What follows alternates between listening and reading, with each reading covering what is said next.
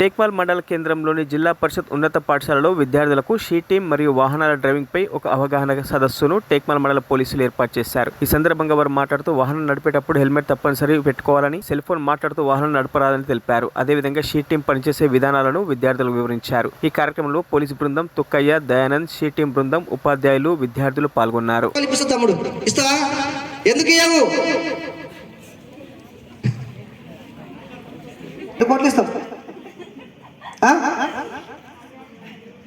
కూర్చోయని చెప్పా. Left right hand కదా, left hand ఇస్తావా? ఎందుకు ప్రాణం మనకు చాలా విలువైంది.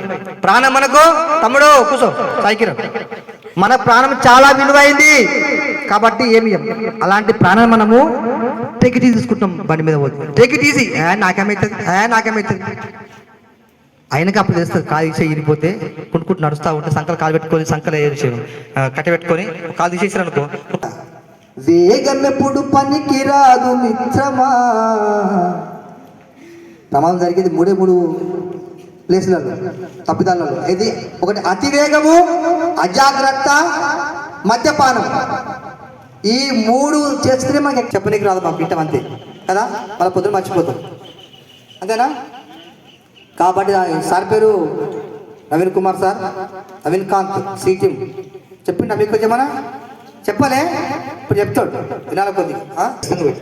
బండి నేర్చుకోండి, నడిపేయండి మంచిదే, కానీ హెల్మెట్ పక్క పెట్టుకోండి. స్టైల్గా పోకండి, మద్యపానం చేసి బండి నడిపేయకండి. దావతులకు గాలి కలిసిపోతుంది కూడా.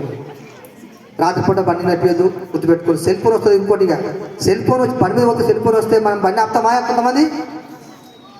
మరిన్ని అప్డేట్స్ కోసం మా ఛానల్ని సబ్స్క్రైబ్ చేయండి.